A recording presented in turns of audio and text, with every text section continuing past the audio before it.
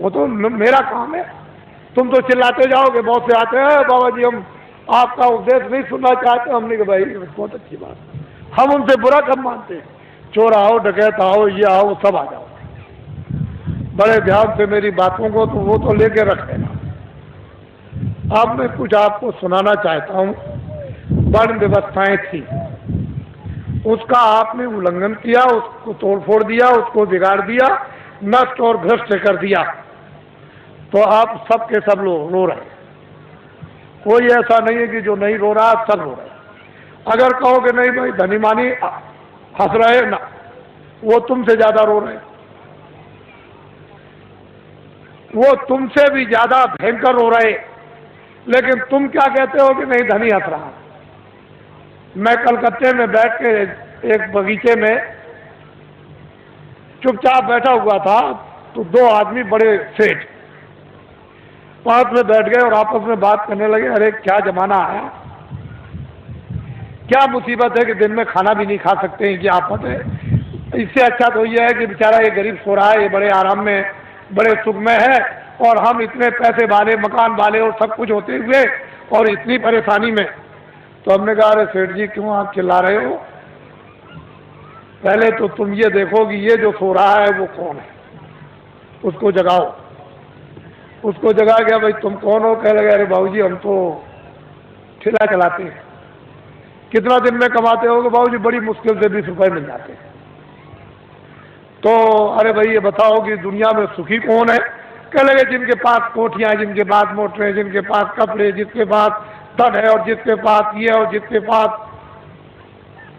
वो बहुत। हमने कहा देखा सेठ जी तुम कितना रो रहे थे, और ये क्या कह रहा है कि तुम सुखी और तुम कह रहे थे सुखी, दोनों ब्रह्म, न वो सुखी न वो सुखी।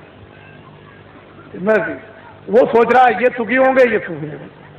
वो जो जिनके पास कोठियां, उनको भी तो बाबा जी जानते, उनको कोई सुख नहीं। तब तो बाबा जी कहते हैं कि हमको कोई खरीद नहीं सकता। हिंदुस्तान में कोई पैदा ही नहीं हुआ कि बाबा जी को कोई अपने धन दौलत जवाहरात मकान और जमीन से खरीद ले। ये तो आप दिमाग से बात हमेशा निकाल देना, कोई हिंदुस्तान में बाबा जी को खरीद नहीं सकता। और बाबा जी इतने लक्ष्य के पक्के हैं कि मेरे पास बड़े बड़े नेता और लीडर और जो प्रधानमंत्री जो उनके लड़के चले गए वो भी मेरे पास पहुंचे और बड़ा उन्होंने लालच दिया। मैंने कहा इसका असर मेरे ऊपर में धूल के बराबर भी नहीं, लेकिन तुम देश का भला नहीं कर सकते, हम तुमको लिख करके देते हैं, आपके द्वारा देश का भला नहीं होगा, हम लिखते हैं। आगे बड़ा आपके द्वारा नुकसान होगा देश का, और खूरेजी होगी देश की, और ये होगा और बर्बादी होगी और महंगाई होगा, सब जड़ दिया। और महात्माओं की बात नहीं मानोगे तो ये रास्ता खुशहाली का नहीं, सब कुछ कह दिया। तो मतलब यह है कि बड़े लालच दिए जाते हैं। लोग सोचते होंगे कि शायद बाबा जी को कोई खरीद ले, यह कहो। अब मेरी बात बड़े ध्यान से यहाँ से आप शुरू करें। पहले तो ये आप बताइए कि आप किराए पर आए हो? ए बच्चियों मैं तुमको किराए पे लाया हूं? बोलो बच्चियों जोर से। पैसे को कह रहे नहीं। तो ये बताओ बच्चे बच्चियों मैंने कुछ तुमको रुपया बांटा है? कैसे नहीं बांटा। अब एक बात तो आपकी है साथ में, मेरे पास तो कोई बच्चा है नहीं, मैं अकेला फकत हूं। अगर तुम्हारी दृष्टि से देखा जाए तो मेरे पास कोई बच्चा। अब ये बताओ जब मेरे पास कोई बच्चा नहीं और मैं तुमको कहता हूं कि तुम किराए के मकान में, तो क्या मैं अमृत के मकान में हूं? मैं भी किराए के मकान में, आपको भी छोड़ना मुझे भी छोड़ना। तो जब मेरे पास बच्चा नहीं तो मोह किसका, लोभ किसका, झूठ किसका, वादा खिलाफी किसके लिए, चोरी किसके लिए, संग्रह किसके लिए? तो मैं ये समझता हूं कि ये जितने खड़े बैठे हैं बच्चे बच्चियां, ये सब मेरे बच्चे हैं। उस दृष्टि से, ज्ञान दृष्टि से तो सब आप मेरे बच्चे हैं, और संसार की दृष्टि से आप अपने माँ बाप के बच्चे हैं। बात समझ में आई? मोटी बात को समझ लीजिए आप। बाबा जी को तो कोई राष्ट्रपति और प्रधानमंत्री बनना नहीं है, न इसकी कोई ख्वाहिश है। अब समझ लो अच्छी तरह से आप। कहीं आप सोचने लगो कि नहीं बाबा जी को कोई ख्वाहिश हो अरे हमको राष्ट्रपति की और प्रधानमंत्री की भाई, हमारे पास तो जनता, इतनी जनता रहती है, और क्या है। जो झूठ बोला जाता, धोखा दिया जाता, बेईमानी की जाती, चोरी की जाती है, लोगों को सताया जाता, लोगों का धन इकट्ठा किया जाता, वो तो सब ये है, ये सब ये। तो ये भी आपको पता चल गया कि बाबा जी न प्रधानमंत्री बनते, न बनते, न बनेंगे, न ख्वाहिश है, न इच्छा, न राशि। अब ये बातें बिल्कुल आपके सामने साफ हो गई। अब दूसरी बात तो अब कुछ नहीं। अब ये उत्तर प्रदेश में जो ये कहा गया है, अखबारों और रेडियो पर बड़ा जोरदार भाषण जो सीधा दिया गया है, तो लोगों ने सोचा होगा कि अरे भाई बहुत अच्छा है, देश में बड़ी तकलीफ, सूखा और अकाल की आ गई, और बड़े लोग जो हमारे नेता और लीडर हैं बड़ा ध्यान रखते हैं, बड़ा ख्याल। असल में जब सत्याग्रह चल रहा था तो इन्हीं नेताओं और लीडरों को लोग क्या कहते हैं, देवता है, देवता।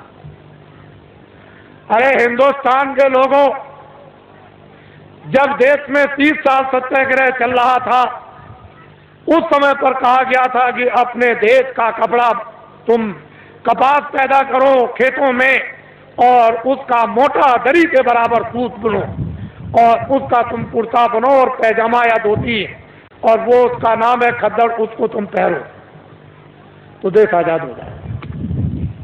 हमने 30 साल ये सुना, क्षमा कीजिएगा, माफ कीजिएगा,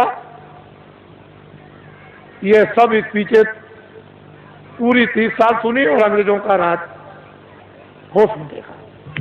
उनके कर्मचारी, अधिकारी, और उनके अगर कहीं कोई घटना हो जाए, कहीं पर कत्ल की घटना हो जाए, तो सारे जिले के अधिकारी टूट पड़े, मजाल है। लेकिन क्या, 6 पैसे तोला चांदी मेरे सामने, शुद्ध प्योर, कहीं मिलावट का नाम निशान नहीं, 12 रुपए तोला सोना मेरे सामने बिकता था। 6 पैसे मजदूर को मजदूरी मिलती थी, और बेईमानी का नाम नहीं था, और पूरा गुजारा होता था मेरे सामने की। 1 रुपए का 60 किलो चावल, 60 किलो गुड़ और 60 किलो चना बाजार में बिकता था, देहातों में तो छोड़ दीजिए। और सब लोग, ये इनकी व्यवस्थाएं बनाई हुई थी कि 1 इंच की भी जमीन किसी के पास नहीं है तो बड़ई तुम चले आओ खेत में, 1 बोझा बांध लो, लोहार बांध लो, धोबी बांध लो, ब्राह्मण बांध लो, जिसके पास जमीन नहीं खेत में आ जाओ 1 गट्ठा बांध के। और 100 घर गांव में हुए तो 100 गट्ठे उसके 1 फसल पर हो गए। 2 फसलें होती थी 6 महीने के बाद। 100 गट्ठे धोबी, 100 गट्ठे बड़ई, 100 गट्ठे नाई, 100 गट्ठे ब्राह्मण, ये बांधते थे। और उस वक्त में 1 गट्ठा वो तो 200 गट्ठे हो गए एक के पास। क्या जरूरत है उसको खेती जोतने की और खेती रखने की, उसका तो पूरा। और ये हमारे छत्री और ब्राह्मण चुपचाप बच्चों को भेज दें, चले जाओ नाई के पास अनाज है, बड़ई के पास रखा हुआ, धीरे से सफाई पर ले आओ। और ये चुपचाप भेज करके बच्चों को अनाज रात को अंधेरे में, कि हम फसल आएगी घर में अब नहीं है तो जाओ ले आओ, और मैं ब्याज के सफाई पर दे देंगे। हमने देखा ब्याह शादी में ये छत्री और ये ब्राह्मण उन छोटे लोगों के काम, कपड़ा देना, ये देना, वो देना, अनाज देना, दूध देना, और फिर घी देना, लकड़ी देना, किसी तरह की छोटे को कोई तकलीफ नहीं हो पाती। हमने देखा कोई छोटों के साथ अन्याय तो कर ले, हम देखते तो हमने देखा 30 बार सत्याग्रह देखा। क्षमा कीजिएगा, 48 में आज़ादी मिली, 5000 भी हिंदुस्तान में खद्दड़ करने वाले नहीं थे। समूचे हिंदुस्तान में पाकिस्तान को भी मिला दिया जाए, उसमें भी, और लंका को भी मिला दिया जाए, तो 5000 हिंदुस्तान में खद्दड़ करने वाले नहीं थे। जब ये कहा गया कि देश आज़ाद हो गया, खद्दड़ पहन लो, कह लगे हम नहीं पहनेंगे, अपने घर और मकान कौन जलवाएगा, कौन बर्बाद कराएगा, इतना खौफ था। और एक दिन की आवाज पर इन बच्चों ने 1 करोड़ ने टाट, चलो जंगलवासियों, चलो चलो जंगलवासियों, आप अपनी जगह पर रहो बच्चों, वहीं धीरज के साथ सब लोग उसी जगह बैठे रहो, अपनी अपनी जगह पर बैठे रहो।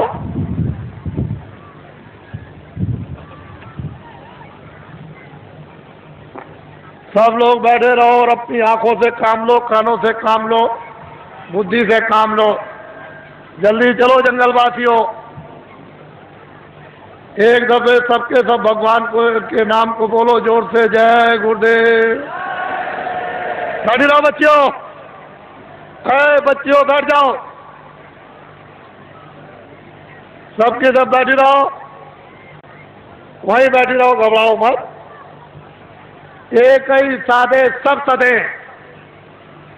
एक दिन की आवाज पर 1 करोड़ लोगों ने, इन बच्चों ने बोरा पहन लिया। इस देश के अंदर 1 करोड़ बच्चे बोरा पहने हुए हैं। कौन हिंदुस्तान में नेता और लीडर पैदा हुआ जो एक दिन की आवाज पर करोड़ों बच्चों को ये टाट, ये बोरा, ये जूट पहरा दे? इनको देखो आप, पहले इतनों को देख लो, अभी तो आप आगे बहुत कुछ देखना है। इनको देखो, ये आपके सामने आ रहे हैं, बदन पर बोरा तो नहीं पहरे। मर्यादा के लिए एक लंगोटी तो जरूर है, लेकिन इनको देखो आप। जल्दी चलो बच्चों, जल्दी से इनको देखिए आप। हमको ये दिखाना है आपको कि एक दिन की आवाज पर इस देश के लिए, देश के काम के लिए, देश की सुरक्षा के लिए, देश के न्याय के लिए, देश की व्यवस्था के लिए, काश्तकारों के लिए, कर्मचारी अधिकारियों के लिए, मजदूरों के लिए और छात्रों के लिए, सेठ और साहूकारों के लिए, अगर 1 करोड़ बच्चे एक दिन की आवाज पर ये टाट पहन लें तो ये कोई साधारण और आसान काम नहीं है। तुमने इतनी बड़ी बड़ी ताकत लगा दी और 5000 को भी तुमने खद्दर और टोपी पैजामा धोती नहीं पहरा पाया, और 1 करोड़ बच्चे टाट पहरे देश में घूम रहे हैं। पहले तो लोगों ने सोचा था कि बाबा जी मजाक कर रहे होंगे। बाबा जी कोई किसी के साथ मजाक नहीं करते। इनको देखो अपनी आंखों से, बच्चे और बच्चियों बैठे रहो, वहीं से सब कुछ दिखाई देगा। क्यों घबराते हो? सब दृश्य दिखाई देगा, पूरा का पूरा। ये तो रात अंधेरे में तो हो नहीं रहा, ये तो आपकी आंखों के सामने रोशनी में हो रहा। बड़े ध्यान से आप इनको देखें और हमारी बातों को चुपचाप शांति से सुने। कोई बोलेगा नहीं बैठाने वाला, अपनी अपनी आवाज को बंद रखो। इनको देख लीजिए आप, फिर इस बात को बड़े ध्यान से सुने कि दिल्ली की लोकसभा में 1 साल का खर्चा, जो एमपी जो दिल्ली में उस पार्लियामेंट लोकसभा में बैठते हैं, साल भर का लोकसभा का केवल खर्चा 33 अरब का। कितने अरब का? जोर से बोलो। 33 अरब का। इस भारत की आबादी यानी भारत की जनसंख्या 2 अरब की। कितने अरब की? जोर से बोलो, कितने अरब की? मैं आपकी बुद्धि से पूछना चाहता हूं कि दिल्ली की लोकसभा में एमपी बैठ करके, शासन करने वाले बैठकर ढंढोरा पीट कर अखबार रेडियो पर कि 80 करोड़ 80 करोड़ और 80 करोड़ का लोकसभा में बैठ करके बजट बनाया जाए, तो मैं आपसे मोटी बुद्धि से पूछना चाहता हूं, 2 अरब की आबादी को पूरा पड़ जाएगा? और रेडियो पर आपने जो ढंढोरा पीट रखा है और जो नसबंदी और गर्भपात आपने जो कुछ भी करवाया और 4-4, 5-5 महीने के बच्चों को जो आपने गिरवा दिया, क्या ये हत्या नहीं है? ये अपराध नहीं है? अंग्रेजों के राज में एक भी अगर गर्भपात गिराया जाता था और पता चल जाए अधिकारियों को, तो न्यायालयों में जाकर के उसको सजाए मौत की सजा होती थी। अरे देशवासियों, क्या वो कोई कानून नहीं था?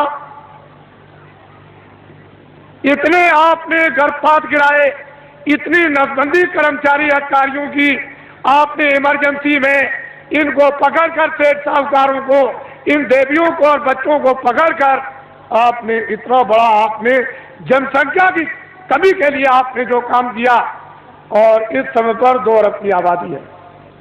बोलिए आप फेल हो गए कि नहीं? बोलिए फेल हुए कि नहीं?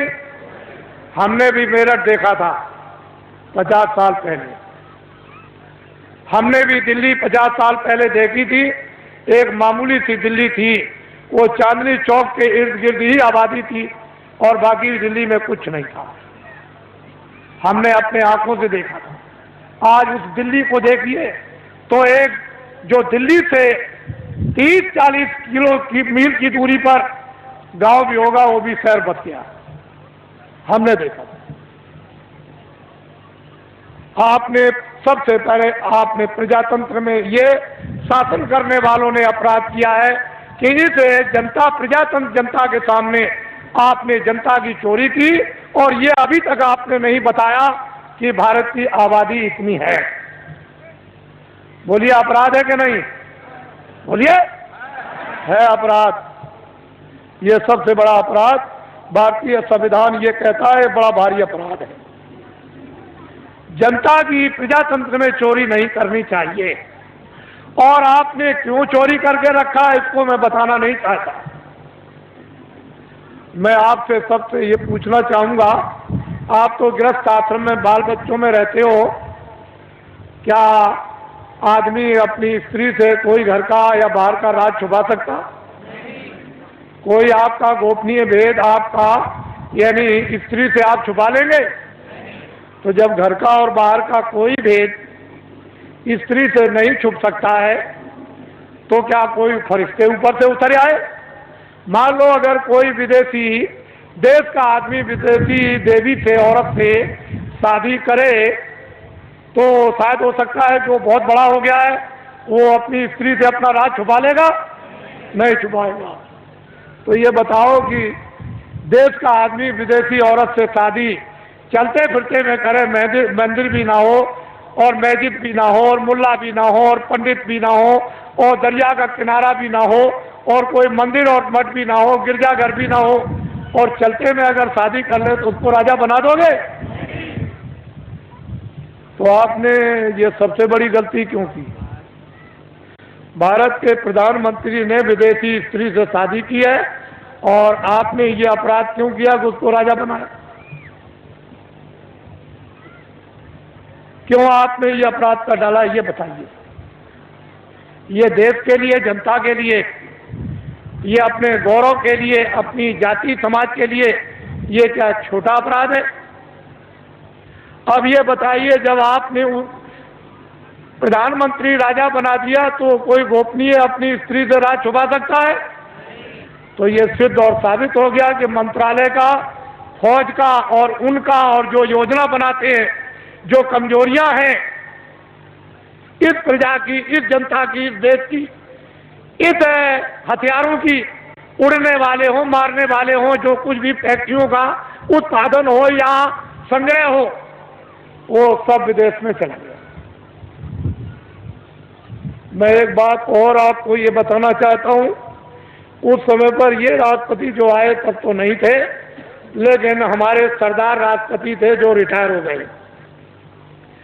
उस समय पर यानी भारत की टकसाल करेंसी विदेशों में छपने के लिए दे दी गई। टकसाल और करेंसी विदेशों में छपने के लिए दे दी गई। भारत का संविधान और भारत की नीति, आप एमएलए और एमपी, और मतलब यह है कि जो भी संसद सदस्य हों वो राष्ट्रपति से शपथ ग्रहण करते हैं कि हम अपने भारत का, भारत की जनता का, भारत के विकास का और फौज का और फौज के सामान का हम कोई भी प्रतिज्ञा करते हैं गोपनीय भेद किसी विदेशी को नहीं बताएंगे और अपनी करेंसी किसी विदेश में नहीं छपवाएंगे।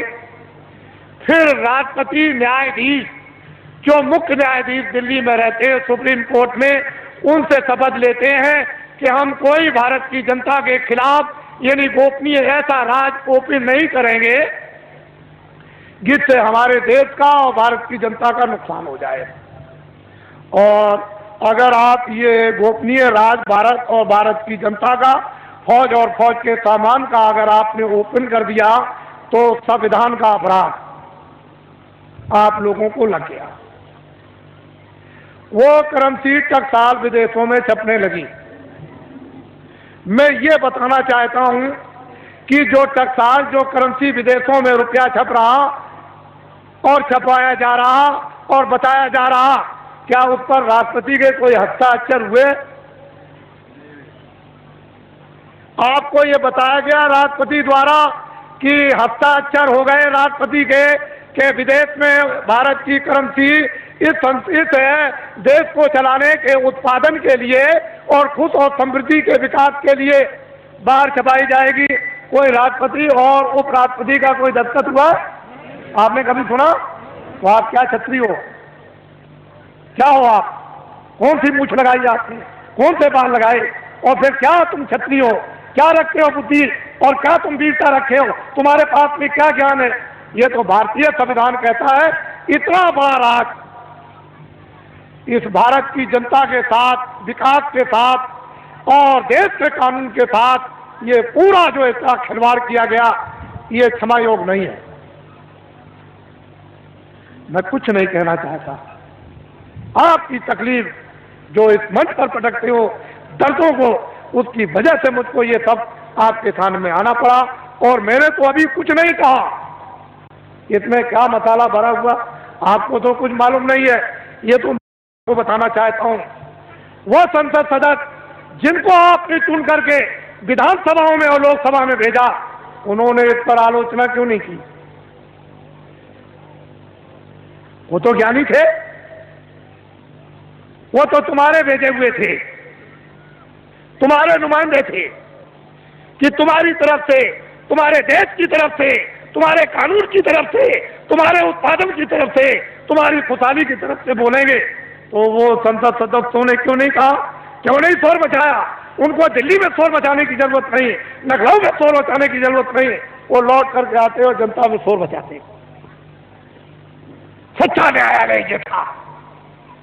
कहीं जाने की जरूरत नहीं, ना वो कहीं उधर जाना, आपको किसी गवर्नर के यहाँ जाना, ना आपको किसी कमिश्नर के यहाँ जाना, ना एसपी के यहाँ जाना, ना डीएम के यहाँ जाना, ना किसी दफ्तर में और न्यायालय में जाना। ये सच्चा न्यायालय तुम्हारा था।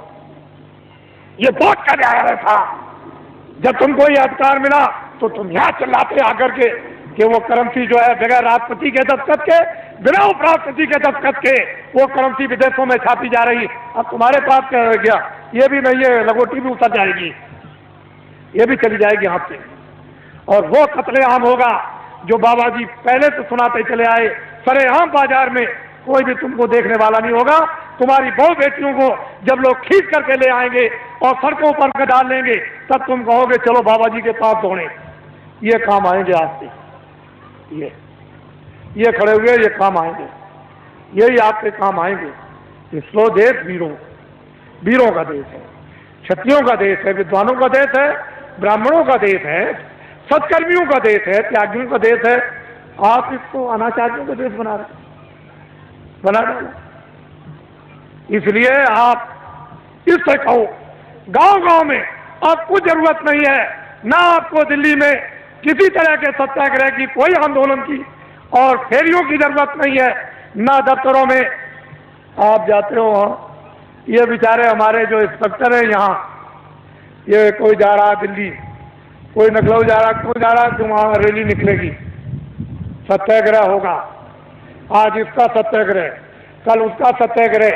आप उस मजिस्ट्रेट का, उस डीएम का, उस बेचारे जो रक्षा करते हैं, उनका समय तो वहाँ चला गया। तब तक यहाँ डकैती हो गई, तब तक यहाँ कत्ल हो गया। तुम चिल्लाए दरोगा जी, तुम चिल्लाए एसपी साहब, ये तुमने क्या कर दिया? और वो बेचारे चले गए वहाँ उनको बचाने के लिए। अरे ये क्यों करते हो?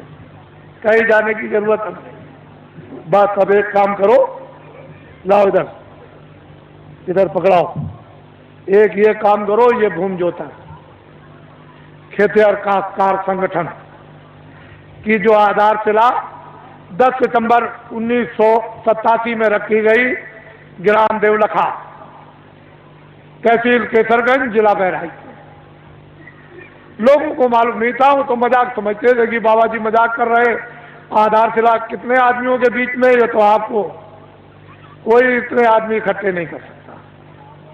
उनको तो ये पता नहीं था कि बाबा जी इतनी जल्दी जल्दी काम करेंगे।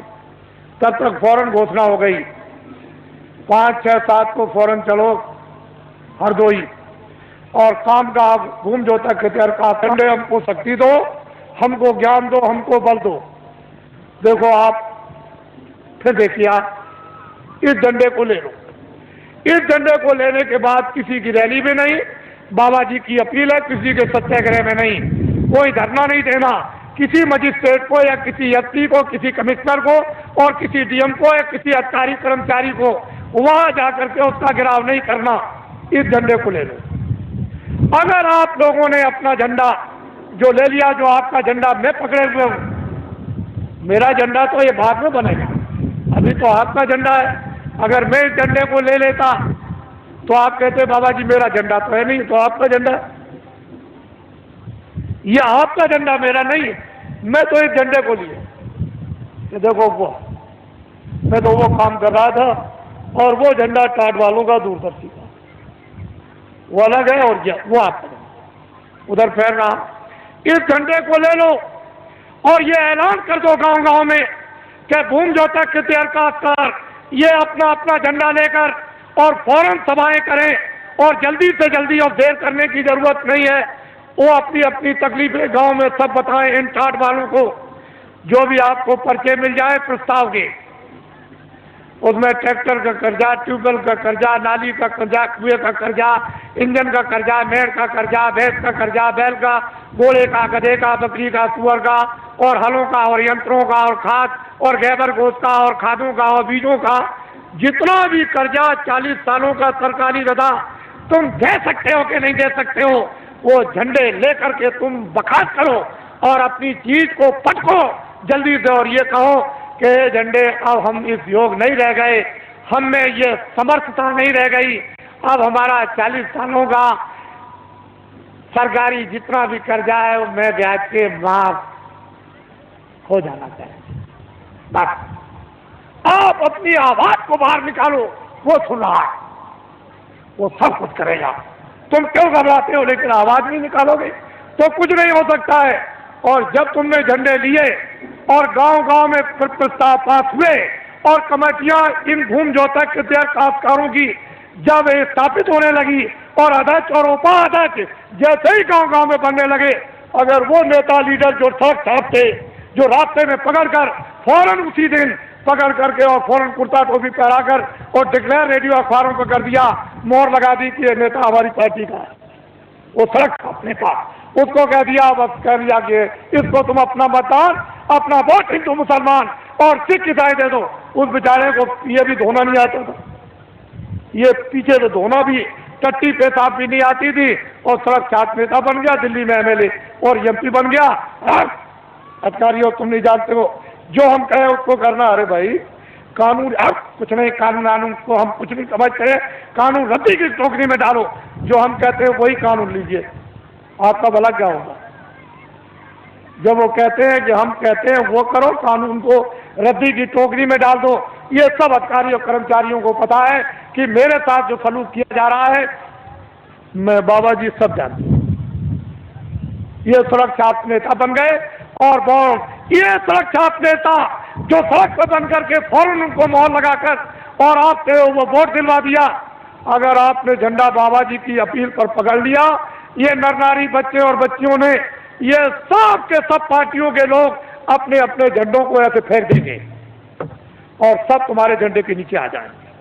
अगर ना आ जाए तो इस बाबा जी को बाबा जी आप मत बोलिए, फिर समस्या का समाधान होगा कि नहीं? अब ये बताइए आप। मैं ये चाहता हूं कि ये भारत जो दिल्ली जो सत्ता है, जिसको आप सत्ता कहते हैं, हम तो चाहते हैं ये पकड़ लें और एक बार ये जो आपके सामने खड़े हैं ये आपको सत्ता दे दें। फिर इनसे हम क्या काम लेंगे तो शंकराचार्य जाने या राम जाने, या मतलब यह है कि वो कृष्ण के वो ऋषि मुनि जाने, लेकिन एक बार इन आपको जब सत्ता दे दें तो फिर आप सत्ता लेकर के फिर से नव निर्माण कर दिया जाए नए ढंग से, और व्यवस्था आपके सुपुर्द कर दी। फिर आप कोई भी गलती करे, कभी भी कान पकड़ के बाहर, अभी गलती करेगा तो निकाल सकते हो? बोलो, निकाल दोगे एमपी को? बोलो, किसी मिनिस्टर को निकाल दोगे? नहीं निकाल दोगे। तो तुम्हारा अधिकार ही क्या रह गया? जिस आदमी को वोट देने का अधिकार, उसको पूरा पूरा राइट उसको निकालने का भी है, ये आपको मिलना चाहिए। ये नहीं मिलेगा खास कैसे? सामाजिक अधिकार ये सबको था कि समाज में न्याय के अधिकार सबको गांव गांव में थे, और सब बिना पैसे के न्याय गांव गांव में होते थे। वो अपने बच्चे को भी नहीं छोड़ते थे न्याय करने वाले, उनको भी सजा देते कि तूने गलती किया, 5 रुपए का प्रसाद ला करके वो बांट दे और माफी मांग काम पकड़ते। वो अपने बच्चों से भी माफी मंगवाते थे। तो आपके पास क्या कुछ है? इसलिए गांव गांव में तो पहले भूमि जोतक काश्तकारों की सभाएं, फिर उसका अर्थ और मतलब, फिर उसके बाद उसका प्रस्ताव कामों का, उसके बाद है फिर उसका चुनाव। और जल्दी से जल्दी देर करने की जरूरत नहीं है, जल्दी करो। जितनी जल्दी तुम करोगे, अब तो रास्ता निकल आया, जितनी जल्दी करो उतनी काम आपका होगा। कुछ आप करो, कुछ मैं मेहनत करूं, और कुछ इसलिए मेहनत करा दूं और भगवान की कृपा हो जाए जल्दी काम। आपको तो चाहिए कर्मचारियों, अधिकारियों, सेठ और साहूकारों, सबके हितों, जनहितों के लिए ये बाबा जी ने पूर्ण रूप से योजना बना ली। हमको तो कुछ नहीं करना, हमको तो ये टाट की लंगोटी भी उतरवा के फेंकवा देना। और दिल्ली की जिस पार्लियामेंट में 35 अरब रुपया साल में खर्चा होता है, उस पार्लियामेंट को उठा करके और जंगल में फूस की पार्लियामेंट बनवा करके और साल में 10 ही करोड़ खर्चा हो। और इस लगोटी के या गैर लगोटी के द्वारा देश का एक बार संचालन करा दिया जाए और दुनिया को यह दिखा दिया जाए, ये हिंदुस्तान की बात नहीं, दुनिया को यह दिखा दिया जाए कि 40 वर्षों का हिंदुस्तान का सरकारी कर्जा लदा हुआ भूमि जोतक खितिया काश्तकारों पर वो माफ, और कर्मचारी अधिकारियों को जितना वेतन, यानी छोटे से छोटा और बड़े से बड़ा 10,000 वो, और सेठ और साहूकारों की जो काली ब्लैक मनी है वो सब की सब बिना अपराध और बिना किसी टैक्स के ये सब की सब व्हाइट करवा दी जाएगी। और इस पर कोई किसी तरह का आपको लाइसेंस नहीं देना है, सब लाइसेंस यानी फ्री कर दिए जाएंगे, और सबको छोटे बड़े कारखाना लगाने का इनको अधिकार दे दिया जाएगा कि तुम छोटा से छोटा बड़े से बड़ा कारखाना लगा दो। आपको ये क्या मालूम, ये तो संकेत है, ये झंडा आपको पकड़ना है। इसलिए अब आप तैयारी करो कि आपने गलती की है, आपने अपराध किया है।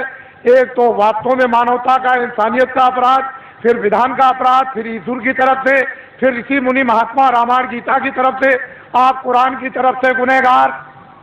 अब गुनाह आपका कब जाएगा? ये जो आपकी दौलत को लोगों ने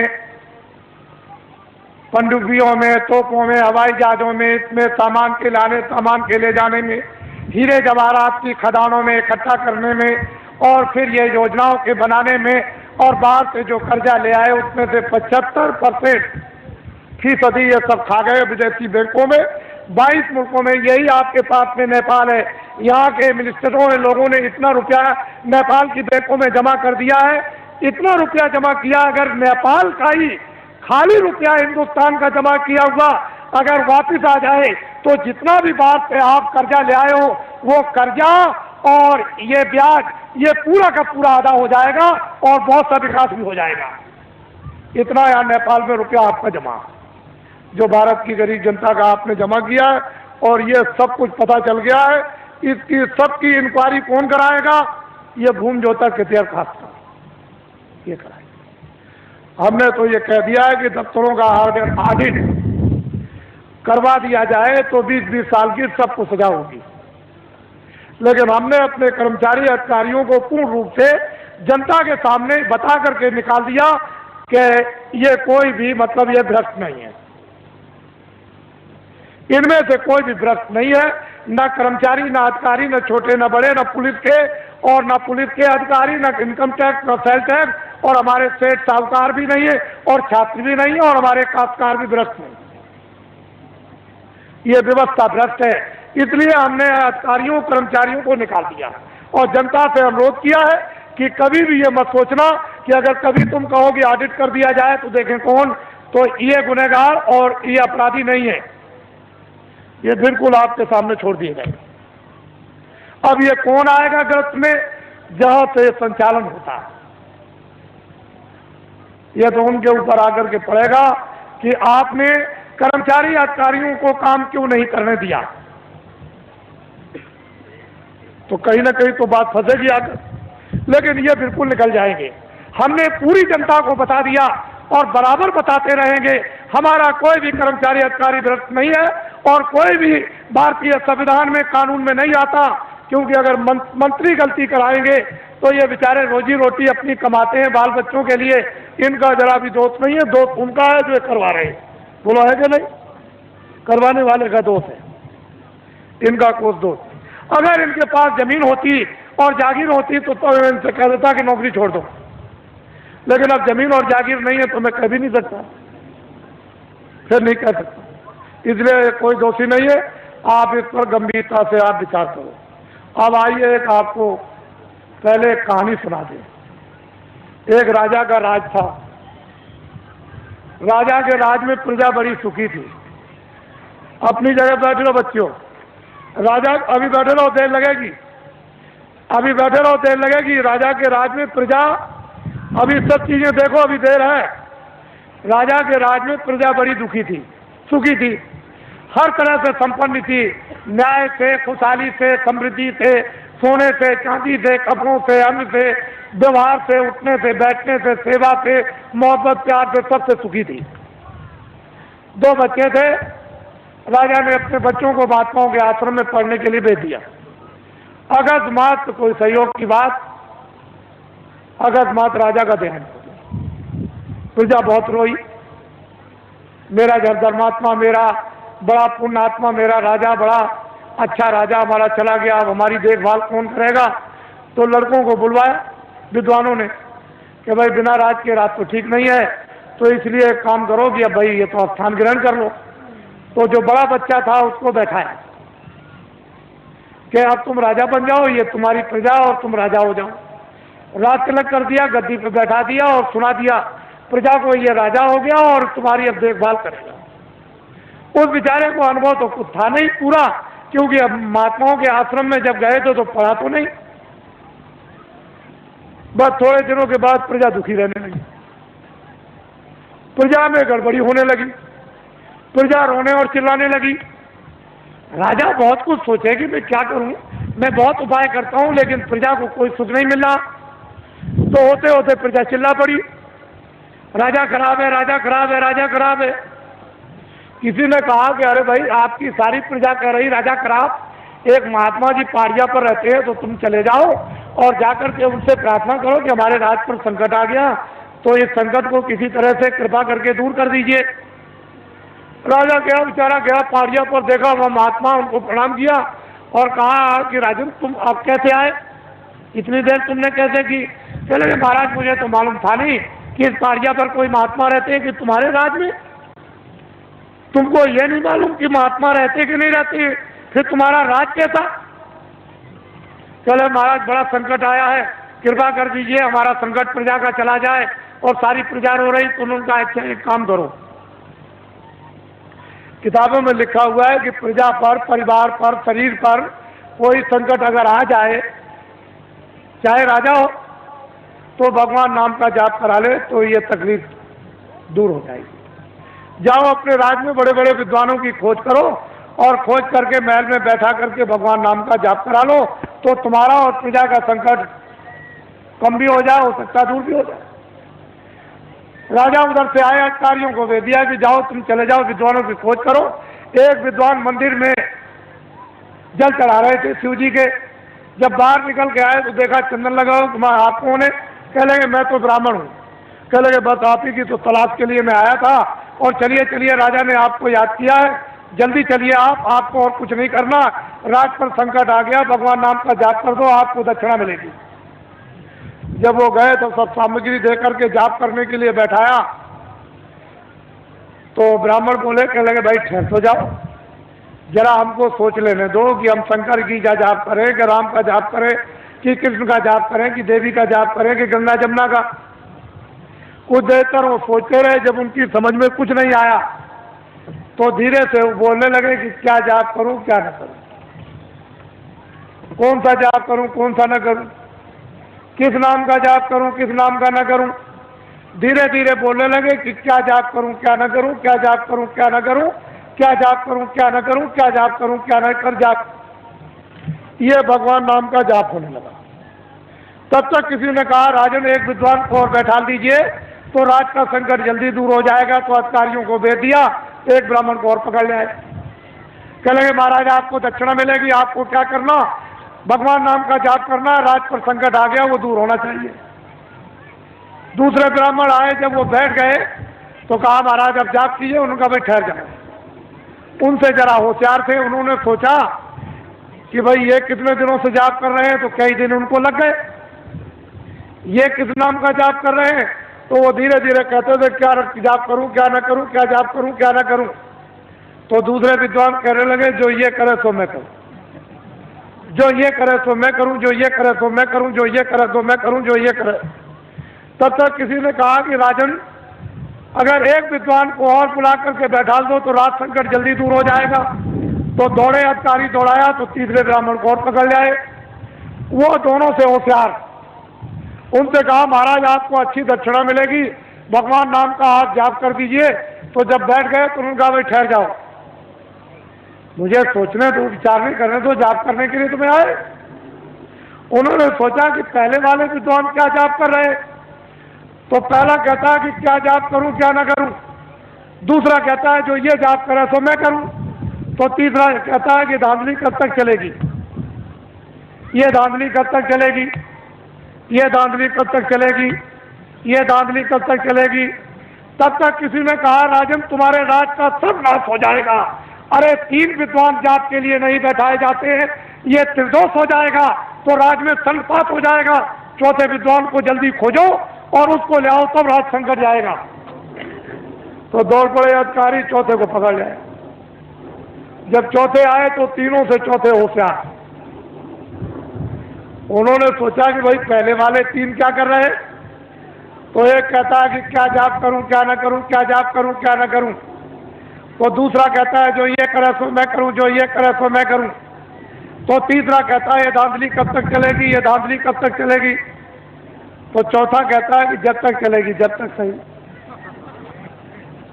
जब तक चलेगी जब तक सही, जब तक चलेगी जब तक सही, जब तक चलेगी जब तक। ये चारों जाप कर रहे हैं।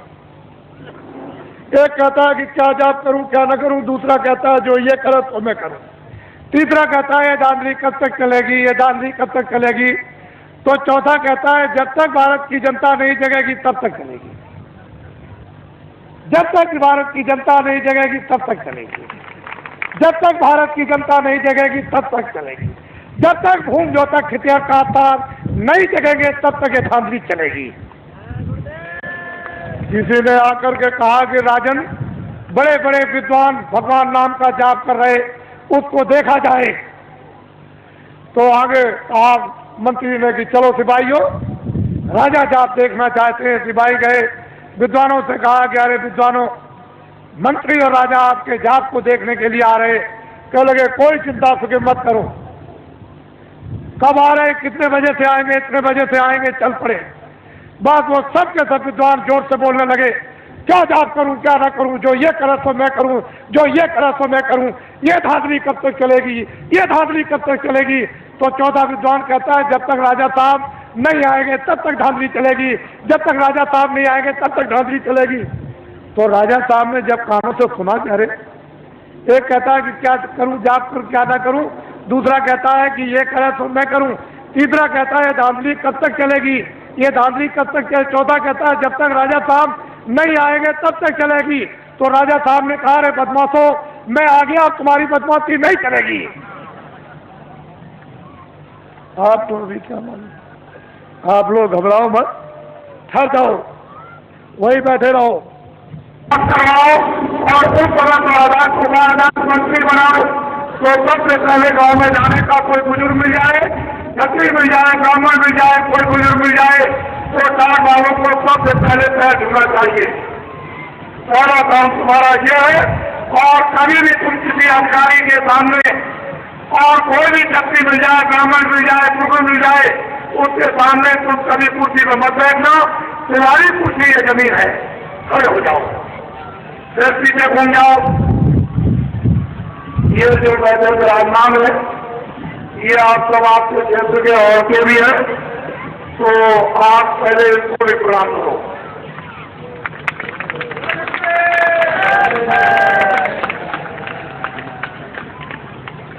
इनको देखिए आप, कौन भी चाहते हैं कि जो व्यवस्थाएं, सब व्यवस्थाएं जो खत्म हो गई, ये बड़े बड़े लोग बैठे हैं सामने और पीछे, ये जमींदार थे, जागीरदार थे, ये कोई काम नहीं करते थे। इनका काम क्या था कि लोगों को न्याय देना, लोगों को न्याय दिलवाना, रक्षा करने और वक्त पर उनके काम आना।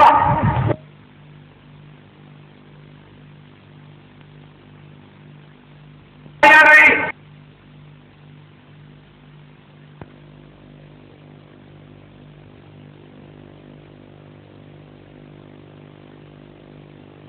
झोला लेकर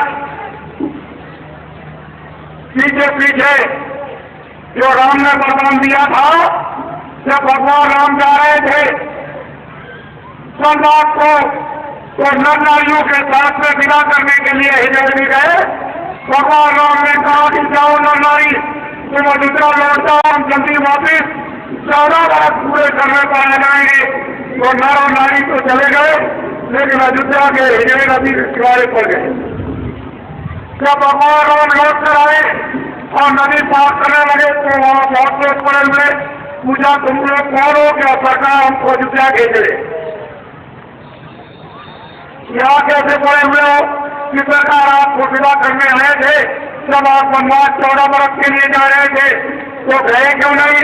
कि सरकार आपने नरनारियों को आदेश दिया था कि तुम अयोध्या लौट जाओ, हमने नर ननानी। तो हम सरकार से अगर आपके आदेश के प्रति आपका आदेश भी हुआ तो एक हो जाए। उन्होंने कहा जब तुम 14 वर्ष से हमारी तरह तुम समस्या करते रहे कि सरकार पूछ लीजिए आप। चले जाओ, हम बहुत प्रसन्न और खुश हो गए। हम तुमको ये वरदान देते हैं कि जब कलयुग आएगा तो दिल्ली का राज तुम हिंदुओं को दे दिया जाएगा। और ये छत्रियों की आन और शान खत्म हो गए हैं। छत्रियों और ब्राह्मणों, हम चाहते हैं कि तुम्हारा खून बिल्कुल शुद्ध और साफ हो जाए और खून में ताकत आ जाए और तुम्हारी मूछ शेर की रह जाए, शेर की मूछ रह जाए। और अब तुम्हारा ये फिर से खून साफ करने का और शेर की मूछ लगाने का ये काम है कि गाँव में तुम जल्दी से जल्दी चलो और होम योद्धा के साथ साथ ये वैचारिक क्रांति का ये आप ये झंडा उनको पकड़ा दो। ये तुम्हारा काम है। तो तुम्हारा खून साफ हो जाएगा और तुम सच्चे सक्रिय तो कहलाओगे। ये तो परिश्रम करना ही पड़ेगा, इसलिए अब तुम बच नहीं सकते हो। ये तुम्हारे लिए बहुत उत्साह है और इसमें भी और कठोर काम आएगा। फिर तुम क्या करोगे? ये तो अभी सस्ता करो, खड़े हो जाओ और पीछे घूम जाओ। ये इस मैदान में हमारे बहुत से मनाना और प्रेरक का सामान आया है। ये लोग ये कहते आए कि सामान का हमको पैसा दे दीजिए। क्या बताएं, ये सामान लेने हमको किराया देने को मिले। ये अविश्वास महात्मा ऋषियों मुनियों के साथ कभी नहीं होता था। ये अविश्वास इसलिए सबसे पहले आप जिन लोगों ने अविश्वास इस साल में और कर्म के काम पर किया है उनको भी आप प्रणाम करो। और सबसे सावधान थे, एक पैसे की गलती नहीं। और जो कुछ भी आपने सामान दिया है उसका आपसे पूरा जो वादा किया है केवल किराए का देते हैं, पूरा किराया आपको मिलेगा। किसी को किसी चीज की घबराने की जरूरत नहीं। जब तुम आश्रम कराओगे, बाबा जी तो सही बैठे रहे तो हमारे नाम पे लाखों रुपए का सामान ला सकते हो, लेकिन लोग जानते हैं कि एक नए पैसे की गलती नहीं, हल हो जाओ, फिर पीछे घूम जाओ और फिर तेजी से पीछे घूमो। ये हमारे अधिकारियों ने बहुत मेहनत की, कर्मचारियों ने, और हमारे जो स्कूल का ये मैदान है छात्रों का, उन्होंने शायद लोगों ने जिन्होंने इस मैदान में योगदान दिया। खड़े हो जाओ, ये हमारी माताएं आई है जिनसे तुम पैदा किए हो, फिर वो प्रणाम करो। ये हमारी माताएं हैं, तुम इनके पैदा हुए तो प्रणाम करो। इनके सामने तो वादा कर रहे हो, ये वादा एक भी झूठा नहीं होना चाहिए, क्योंकि ये वादे कुछ गया इनके सामने। तुम बस समझ लो, जिन्होंने इनके सामने का वादा पूरा कर दिया, बस समझ लीजिए वो मुझे प्राप्त कर जाएगा। और माताओं के सामने का जिसने वादा पूरा नहीं किया, वो समझ लीजिए आप कि चला गया। जैसे सोने की लंका रावण की चली गई वैसे ही खड़ा हो जाओ, फिर पीछे घूम जाओ और फिर पीछे घूमो। मैं जरा सबको दर्शन करूंगा, क्योंकि सब बच्चे हैं, सोचते बाबा जी दूर खड़े हुए हैं, तो जरा नजदीक से देख ले। सभी इच्छा करते हैं कि बाबा जी को नजदीक से देखा जाए, तो बैठे रहो आप दबाओ नहीं, मैं उधर से आऊंगा और सबका दर्शन करता हुआ फिर जाऊंगा।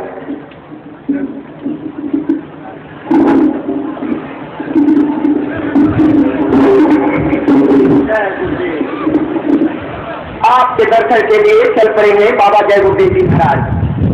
हस्तिनापुर की ऐतिहासिक धरती पर हम सभी लोग उस प्रभु को याद कर रहे थे जिसने जुल्म और अत्याचार को खत्म करने के लिए महाभारत की रचना किया था। आज वो शक्ति उतर करके धरती पर वही जैसा क्षत्रिय का कटारों का जो समूह हिंदुस्तान की धरती पर 1.7 करोड़ है, उनके दर्द को दूर करने के लिए धरती पर उतर गई। और धरती पुत्रों का दर्शन करने के लिए धरती का वो निराला लाल, भारत के इतिहास का एक अनोखा अध्याय लिखने वाला महापुरुष आपके सामने, आपके दर्शन के लिए आप अपने स्थान पर बैठ करके दर्शन करें। अपने स्थान पर ही आप बैठे रहें। बाबा जय गुरुदेव जी महाराज हट गया करके आपका दर्शन कर रहे हैं, और आप उनके दर्शन से जो लाभ उठा रहे हैं, ये तो इतिहास और वक्त बतलाएगा। आप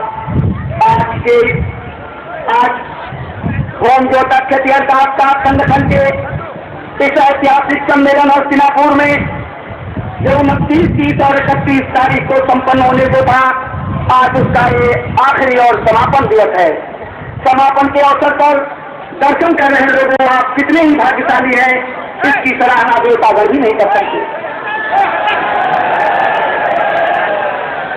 आप सब अपने अपने स्थान पर बैठ करके ही दर्शन का लाभ लें, जिससे कि पीछे के लोग भी पूरी दर्शन की अभिलाषा से आए हुए हैं, उनकी भी अभिलाषा पूरी हो।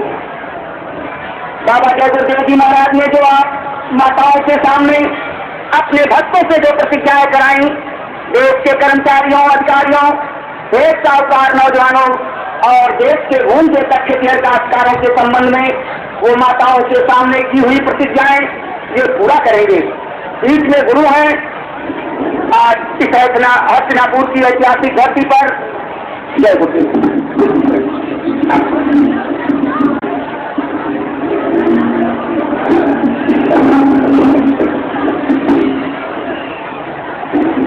आप सब लोग चुप रहो, मौके जाए चुप रहो। ये अवसर बार बार नहीं मिलता, बड़ी मुश्किल से ये अवसर मिला। इनकी तरफ तुम लोग सबके तो बैठ जाओ, सबके तो बैठ जाओ, सारे जंगलवासियों बैठ जाओ, बैठ जाओ, बैठ जाओ बच्चों, बैठ जाओ बच्चियों, बैठो, खड़ी मत जाओ, बहुत ही ध्यान से सुनो। पहले वो लोग इस बात को अच्छी तरह से सुन लें कि नगरों में कोई कार्यक्रम फरवरी में नहीं होगा।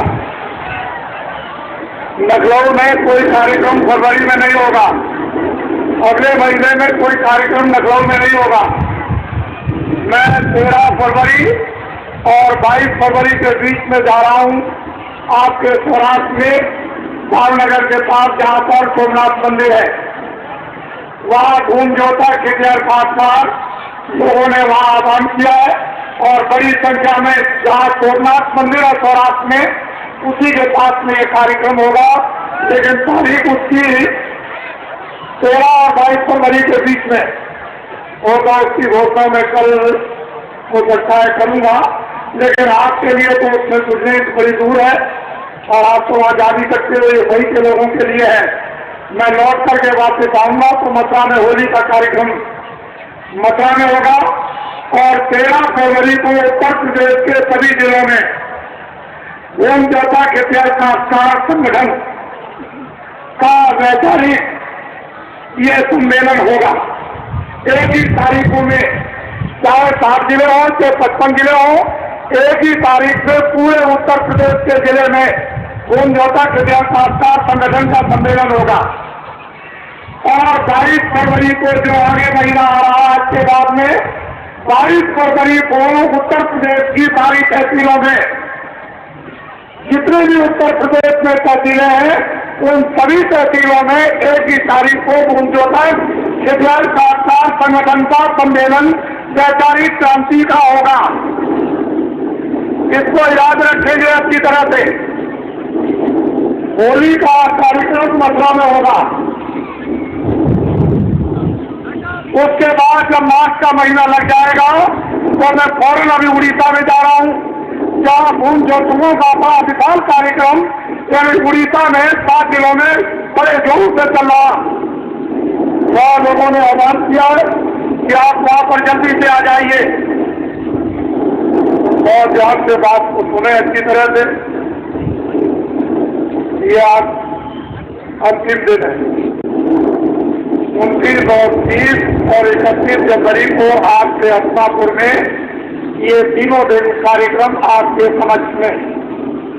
मैं इतने समय में बहुत कुछ तो आपको नहीं बता सकता और इतना आप समझ भी नहीं पाओगे, लेकिन फिर ये बात सभी जितने धूम जोता खिटियार काश्तकार आए हुए हैं जो खेती का काम करते हैं वो कान खोल के सुन ले।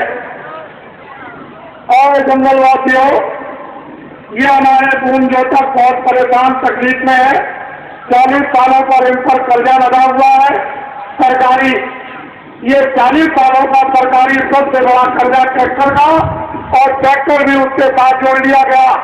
जितने भी ट्रैक्टर के साथ जुड़े हुए नीचे जितने भी कर्जे सरकारी, वो मैं ब्याज से धूम जोता खिटियार काश्तकारों का सरकारी 40 सालों का जो कर्जा मैं ब्याज से कौन माफ करेगा?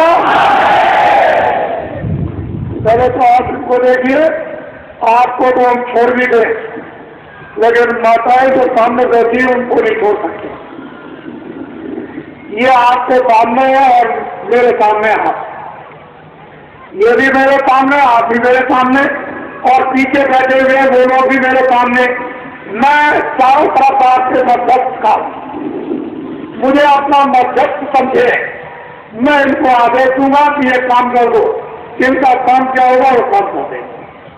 बस मेरा काम इतना रहेगा, मैं सिर्फ पूछूंगा कि जो मैंने इन माताओं के सामने प्रतिज्ञा की वो 40 सालों का सरकारी कर्जा माफ हुआ कि नहीं, और 1 करोड़ आदमी मैदान में इकट्ठे होंगे। 1 करोड़ के बीच में बाबा जी पूछेंगे, जब वो सब से सब ये कह देंगे हाथ उठाकर, कागज को अपना साथ ले ही जाएंगे, जो पक्का कागज इनको मिलेगा जिस पर सरकारी मोहर होगी मजिस्ट्रेट का और जेल का मैनेजर, वो सब उस पर लिखा होगा पूरा का पूरा कि 40 सालों का सरकारी कर्जा इस तारीख पर सब कसम में ब्याज से माफ कर दिया। ब्याज पर लिखा होगा किसी तरह कोई कर्जा नहीं। जब ये काश्तकार कह देंगे तो बाबा जी सच्ची बात मानेंगे। इसके पहले ये हमारे जो कर्मचारी अधिकारी जिनको कह दिया भ्रष्ट है, जिस व्यक्ति ने कर्मचारी अधिकारियों को कह दिया कि ये भ्रष्ट है, उसको इस्तीफा पहले ही दे देना चाहिए था। ऐसे लोगों को उसने कह दिया कि भ्रष्ट है, और व्यर्थ कौन है? ये ऐसे ही रह गए। हमारे देश का कोई कर्मचारी अधिकारी व्यर्थ नहीं है।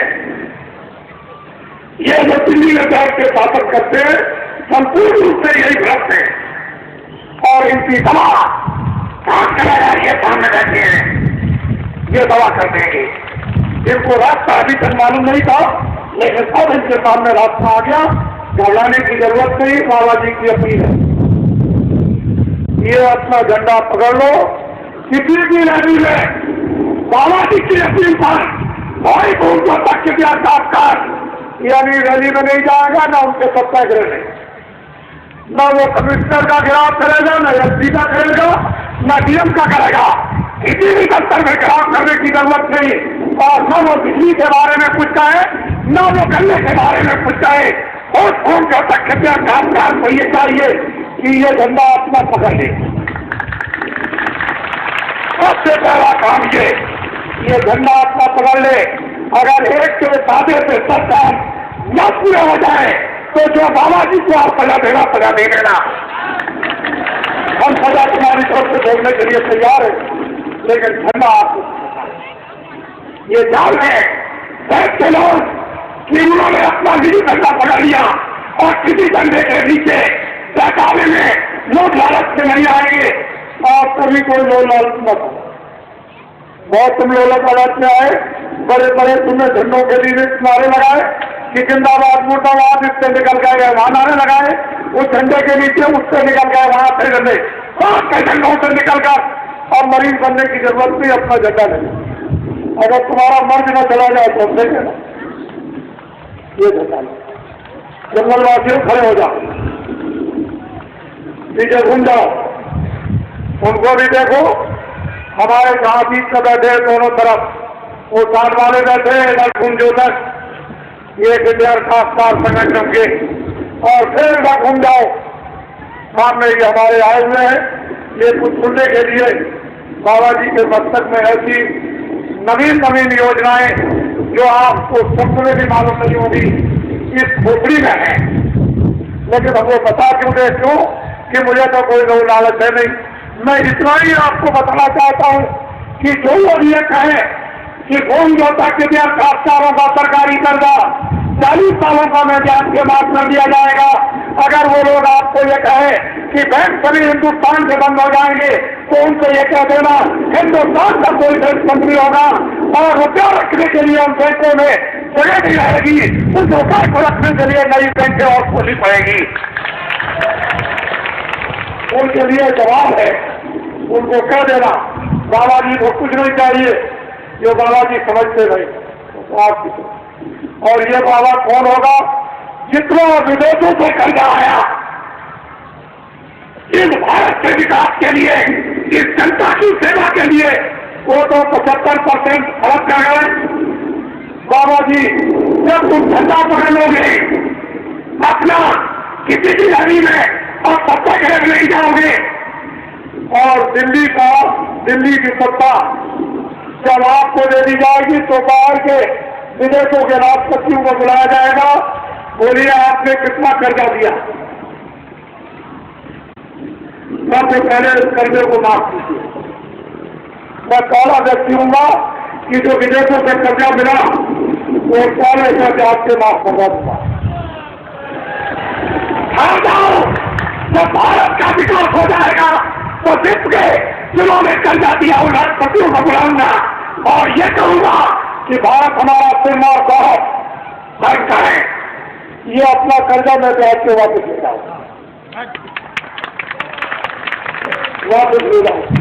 हमारे देश का नाम सदा से होता आया और वो हमारा सिद्धांतवादी देश है, चरित्रवान सदाचारी, लेकिन इन लोगों ने ये हिजरों के पीछे आप न कहें सरकार में, अब तो वस्ती खत्म हो रहा है उसका और तुम भी अब तक जाओगे।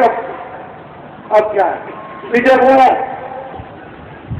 सामने घूम जाओ और एक दूसरे से प्रणाम करो।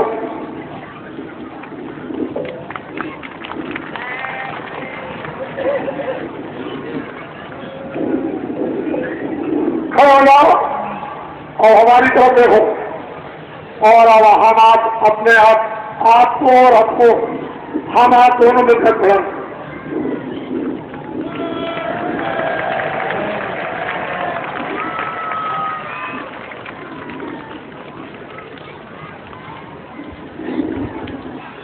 बोलो, आपकी समझ में कुछ आया? बच्चे, आपकी समझ में कुछ आया? तो बच्चे आप थोड़ा सा भजन भी कर लेना। रोटी बच्चों की सेवा, जब रात को सोने जाओ 5 मिनट 10 मिनट तुम देख के भजन भी कर लेना। तुम्हारा भजन काफी हो जाएगा जब जाने लगे।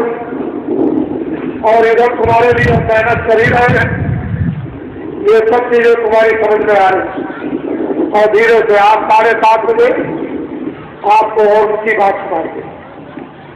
आपको आज 7:30 बजे, आज अंतिम दिन है, 7:30 बजे और उसी चीज सुनाई जाएगी।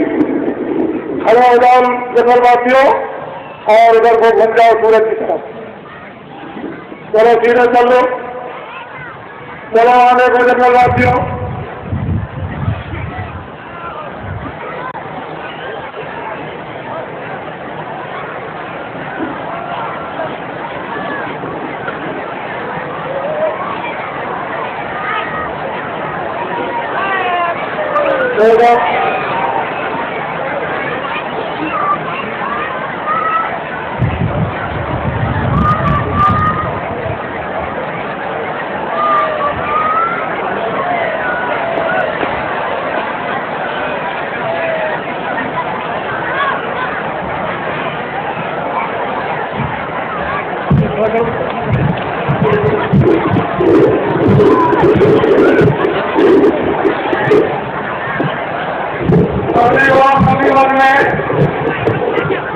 अपने मरीज उनके संकल्प करेंगे, किसी को दिखाने की जरूरत नहीं है।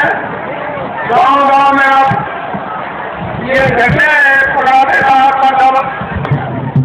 में होगा और वहाँ ये देखेंगे, ये फिर देखेंगे कि आपने क्या काम किया, कितनी आपने मेहनत की। ये बाबा जी फिर देखेंगे। बाबा जी ऐसे नहीं है कि आपको छोड़ करके इतनी जल्दी चले जाएंगे। ऐसा नहीं, जब एक बार पकड़ लेते हैं तो छोड़ना नहीं जानते। बोलो जय गुरुदेव, जय गुरुदेव, जय गुरुदेव, जय गुरुदेव, जय गुरुदेव, जय गुरुदेव।